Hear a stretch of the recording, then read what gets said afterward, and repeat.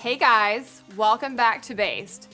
It's January, it's freezing, it's miserable, but there's one place things are heating up, and that's in legislative sessions across the country. For those who don't know, January is what I like to call go time when it comes to public policy.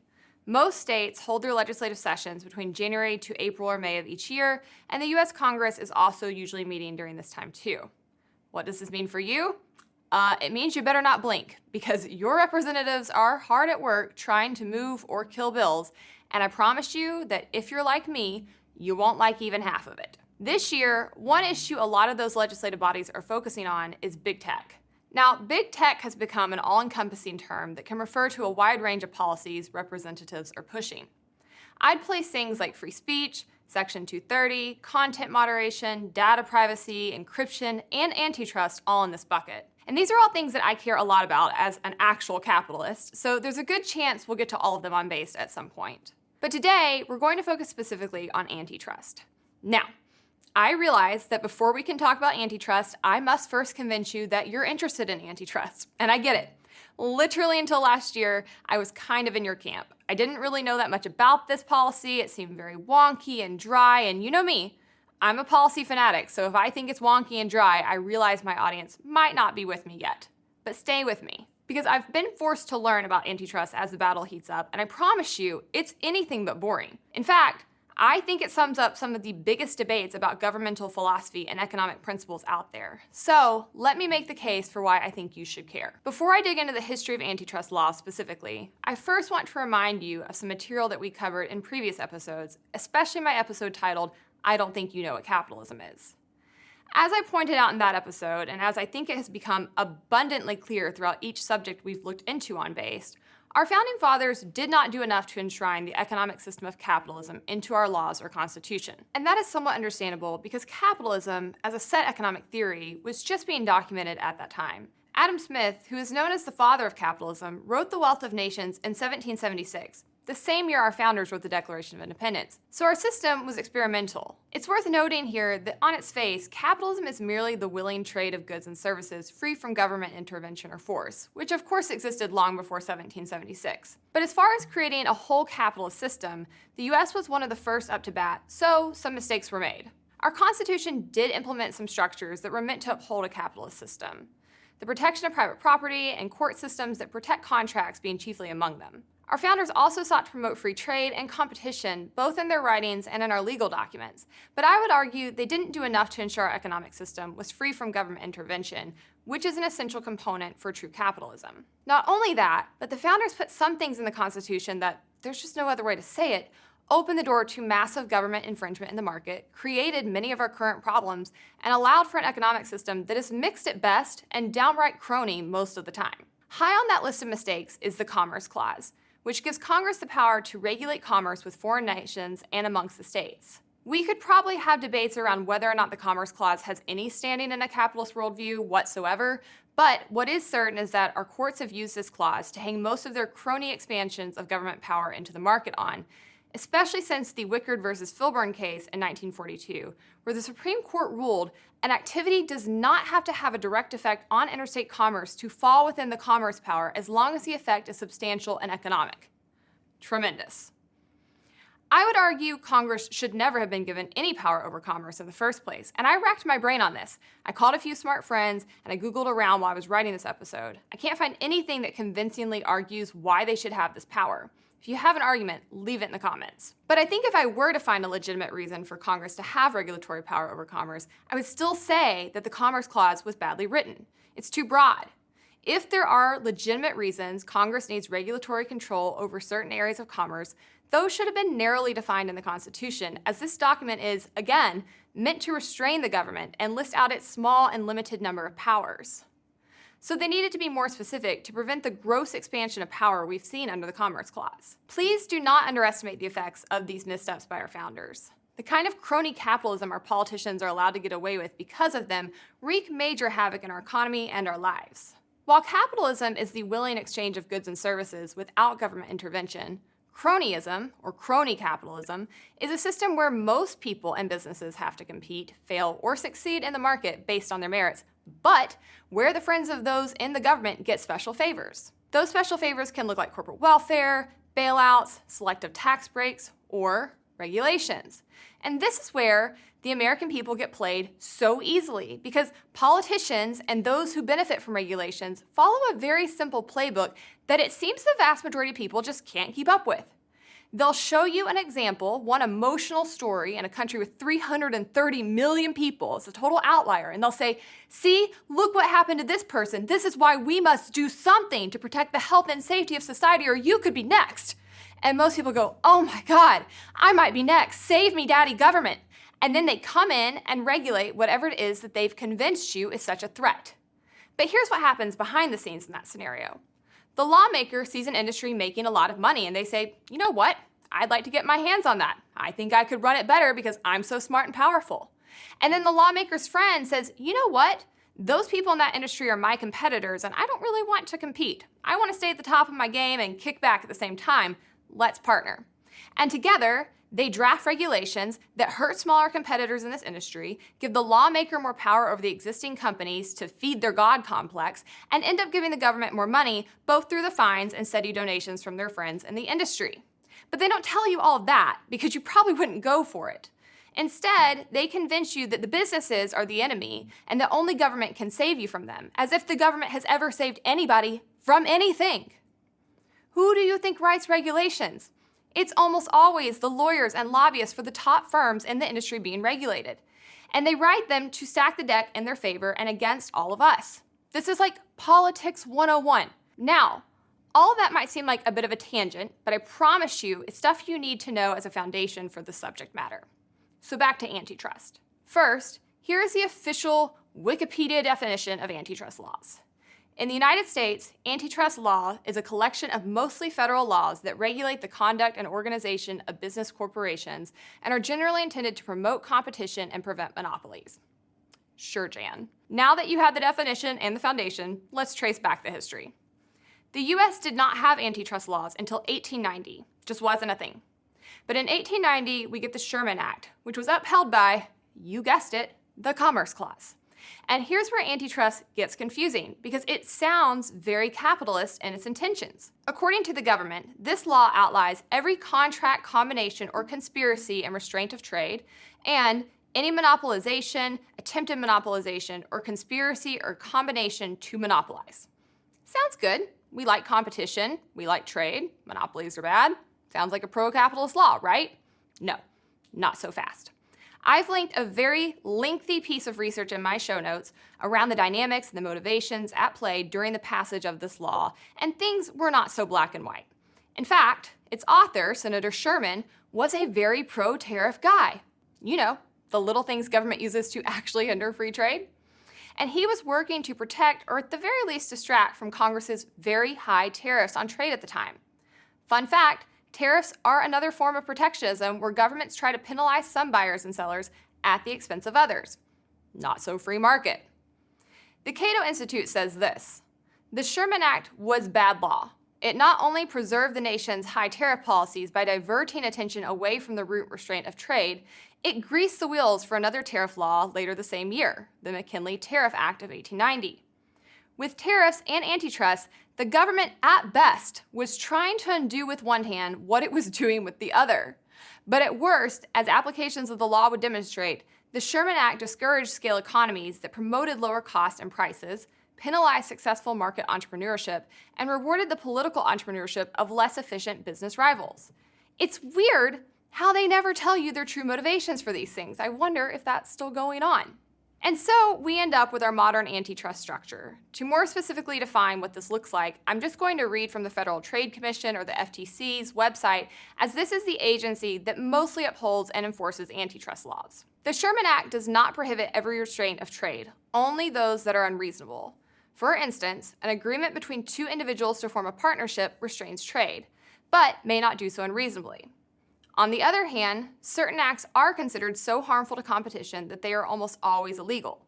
These include arrangements among competing individuals or businesses to fix prices, divide markets, or rig bids. The penalties for violating the Sherman Act can be severe. Although most enforcement actions are civil, the Sherman Act is also a criminal law, and individuals and businesses that violate it may be prosecuted by the Department of Justice. So there you have it. Two unelected bureaucratic agencies, the Department of Justice and the FTC, have a crazy amount of power to fine, prosecute, and persecute individuals and businesses in the US under antitrust laws. I wonder what could go wrong. And for about 10 years, actually nothing went wrong. Hardly any cases were brought under this act, and most that were did not succeed. But then comes Teddy Roosevelt in the early 1900s, and he fashions himself a trust buster. But really, he tended to favor regulating companies versus actually breaking them up. Under Roosevelt, we do have the first big antitrust case, though. In a 1904 decision, the Supreme Court upheld the federal government's lawsuit to dissolve the Northern Securities Company, which was a railroad holding company. That was in a case called State of Minnesota versus Northern Securities Company. William Howard Taft followed Roosevelt in 1908, and he rejected Roosevelt's regulatory strategy and vigorously pursued actually breaking companies up in the courts. In Taft's single term, the Justice Department almost doubled the number of antitrust lawsuits brought under Roosevelt's 2 terms. Then, in 1911, after years of litigation, the court found Standard Oil Company of New Jersey in violation of the Sherman Antitrust Act because of its excessive restrictions on trade, particularly its practice of eliminating competitors by buying them out directly and by driving them out of business by temporarily slashing prices in a given region. And in this decision, they set a really important legal precedent that says that a large size and monopoly in and of themselves are not necessarily bad and do not violate the Sherman Antitrust Act. Rather, it is the use of certain tactics to attain or preserve such position that is illegal. And this was the precedent used for decades in evaluating lawsuits brought under antitrust. Then in 1914, Congress passes the Clayton Antitrust Act, which strengthens earlier antitrust legislation. The act prohibits anti-competitive mergers, predatory and discriminatory pricing, and other forms of unethical corporate behavior. They also passed the Federal Trade Commissions Act that year, which creates and establishes a commission that is able to, 1, prevent unfair methods of competition and unfair or deceptive acts or practices in or affecting commerce. 2, seek monetary redress and other relief for conduct injurious to consumers. 3, prescribe rules defining with specificity acts or practices that are unfair or deceptive. 4, gather and compile information and conduct investigations relating to the organization, business, practices, and management of entities engaged in commerce. And 5, make reports and legislative recommendations to Congress and the public. That is a lot of power for political appointees to have over private industry. So now you see the government has a ton of regulatory power over businesses and a very big stick to use. Essentially, you have to run things the way they want you to, or they're going to fine you millions of dollars and maybe even take your company or put you in jail. That's not cool, and that is high-key not capitalist. But antitrust enforcement still didn't really take hold in the 1920s and 1930s, probably because the government was doing too much other stuff to mess with the market under FDR during that time. One example of that is the Public Utility Holding Company Act of 1935, also known as the Wheeler-Rayburn Act, which was a U.S. federal law giving the Securities and Exchange Commission authority to regulate, license, and break up electric utility holding companies. And there were a lot more kind of bills like this that were passed during these decades. You did see some major antitrust lawsuits, like against the film and camera company Kodak, which at one point held a 96% share of the market. But as you'll see is so often the case with companies that are targeted under antitrust, if you just wait around a few years, they're usually not the top dog in the industry anymore. And here's why. True monopolies do not and cannot exist without government support.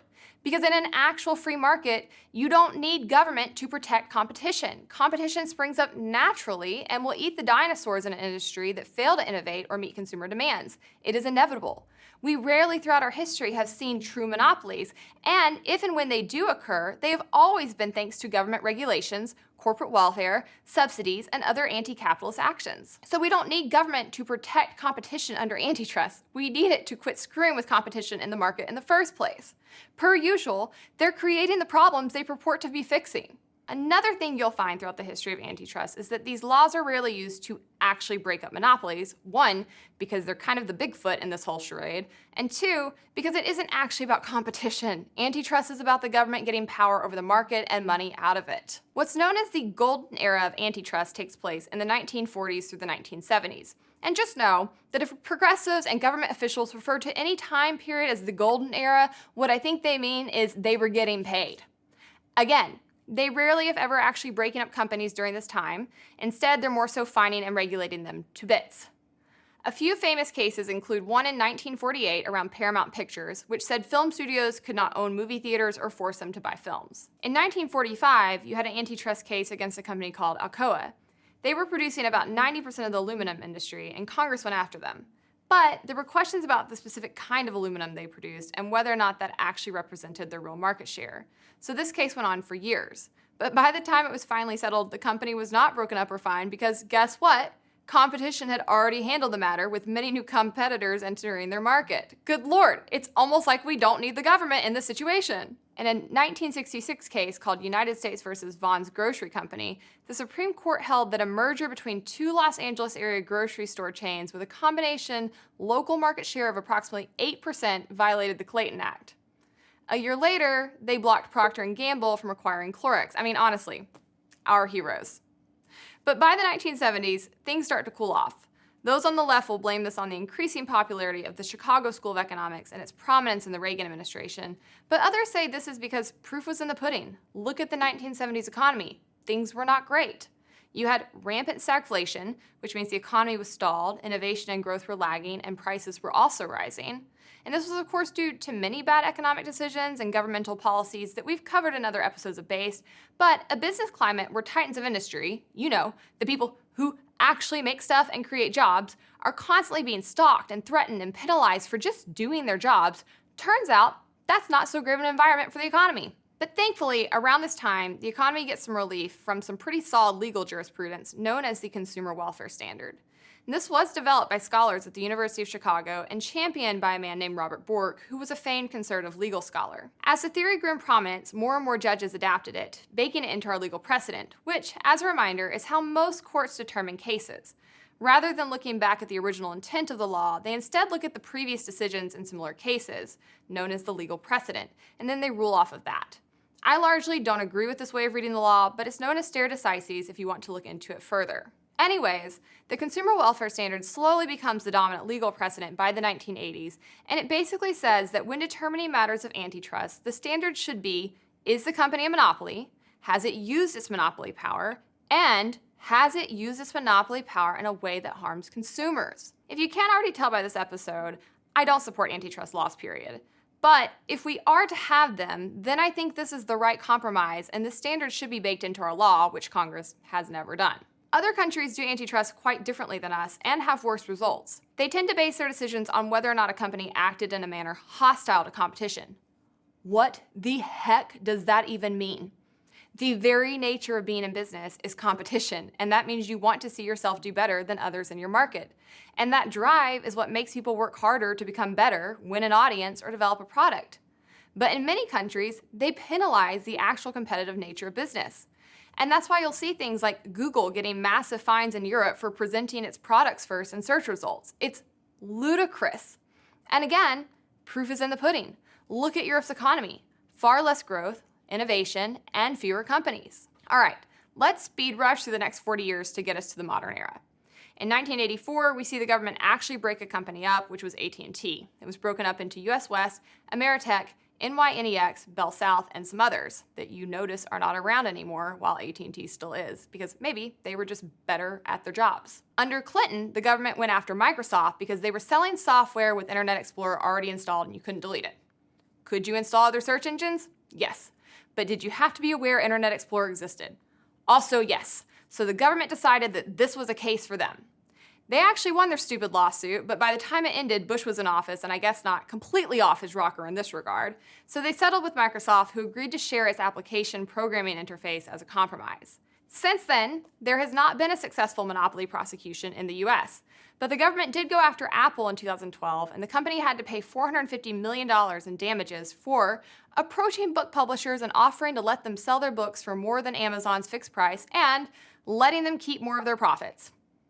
The horror. And that brings us to the modern day antitrust movement, which is dominated by hand-wringing over big tech. Honestly, this is the first real push for major antitrust action we've seen in decades, and it's being driven by people on both the far left and the far right, both of whom are working to appeal to populist sentiments. In case you're new here, people are mad at big tech. Democrats think tech companies should censor people more, be able to stop the spread of fake news, which of course they want to be determined by their fact checkers, and stop helping people they don't like organize politically online. Republicans want the companies to censor less, to promote their political views, and as best I can tell, really want Donald Trump back on Twitter. It's not a list of demands, but I'm just reporting what I see. To that end, a group of bipartisan lawmakers in Congress and many throughout state legislatures are routinely introducing legislation to break up, undercut, fine, and regulate tech companies. Here's a summary of some of the policies and actions being taken under the antitrust mantle at this moment. In 2019, the Department of Justice reportedly launched an investigation into Google for antitrust violations because too many people use it for their search engine. There are literally dozens of search engines we all have free and easy access to, including things like DuckDuckGo, Internet Explorer, Safari, Firefox, the list goes on. But since 70% of Americans still choose Google, they're on the chopping block. For what? Offering fast, intuitive browsers? Are you kidding? I unilaterally use Apple products, and on every single one, I willingly seek out and download Chrome because it is a better product. This is the epitome of a nanny state, seeking to tell consumers that the government knows better when it comes to what products they want to use. It's honestly insulting. And then on the legislative front, Amy Klobuchar, who's a Democratic senator, is pushing a bill that would reform our antitrust standards and make them look more like Europe's. You know, where they fine people for raking their products first. In a statement, she said, as dominant digital platforms, some of the biggest companies our world has ever seen, increasingly give preference to their own products and services, we must put policies in place to ensure small businesses and entrepreneurs still have the opportunity to succeed in the digital marketplace. So basically, she doesn't think Amazon Prime should be able to show you their generic, cheaper products when you search for something on their website. But ironically, she doesn't keep that same energy for Target, which just happens to be headquartered in her district and which also sells generic brands that it gives priority placement to. You see how they pick winners and losers in this game, right? This kind of policy actively hurts consumers. She's working to prevent us from having better, cheaper options even when we're actively seeking them out. This serves no one but the competitors of big tech companies and the politicians who collect from them. Not only that, but guess what else this legislation would do? It would give a lot more power to those unelected bureaucrats I mentioned at the FTC and DOJ. Yikes. Do you know who currently runs those agencies? Because I do, and they are extremely far left, as you might expect in the Biden administration. Yet she's joined on this bill by Republicans like Lindsey Graham and Josh Hawley. Cronyism is rampant in both major parties. Less pressing, but still worth pointing out, are things like the Ending Platform Monopolies Act, which is seeking a structural breakup of Amazon, which is honestly just ridiculous because Amazon is not even remotely a monopoly. Think how many places you can go to shop for products and have them sent to your home. Basically, every company in existence these days, certainly any online company. Again, this has nothing to do with competition and everything to do with government power over the market. There's also something called the Platforms and Acquisitions Act, which basically seeks to stop things like Facebook from acquiring Instagram. And this is, again, something that would actually stomp out real competition. The ability to innovate and create in a space dominated by larger companies is provided for in part because startups and investors know they may be acquired if they create a product that's good enough to compete with those currently at the top. This, again, benefits consumers who get better products along the way. And these are just some of the very bad ideas currently floating around out there. Worth noting ad nauseum here is that none of these tech companies are monopolies. None of them. And as has always been the case throughout history, many of the tech companies that were at the top 15 years ago are now already chump change. Think of things like MySpace, Nokia, BlackBerry, Netscape. We could talk about these things all day. And even for those currently in existence, their market share often looks quite different than consumers imagine it. Do you know what the top 3 social media platforms are right now? Go ahead, name them. Say it out loud, because I don't want any liars around here. They're Facebook, YouTube, and WhatsApp. I know most of y'all had Twitter and Instagram in there instead. Instagram is actually number 5. Twitter is not even in the top 10. Yet there are politicians who want you to believe it's worth throwing the First Amendment and the free market out the window because a couple well-known people got kicked off Twitter. You're seriously getting played if you're falling for this. This is not about competition. This is about control. Companies die. Markets change. Innovation drives us forward. And most companies cannot be dominant for all that long. That's a good thing for us, the consumers. It's a good thing for society and for evolution. And the beautiful thing is under free market capitalism, it happens organically. The changes I point out in this episode occurred despite the fact that we hardly reside in a free market system. And yet the market still handles these things faster and better than the government can, and it does so in an unbiased way that actually benefits the people versus the politicians and crony industry insiders.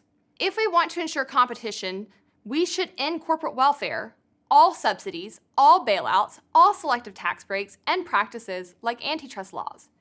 Anything else is just letting the government pick winners and losers. And in that scenario, I promise you, you will always come in last place. That's our episode this month, guys. Thanks for tuning in. And until next month, stay based.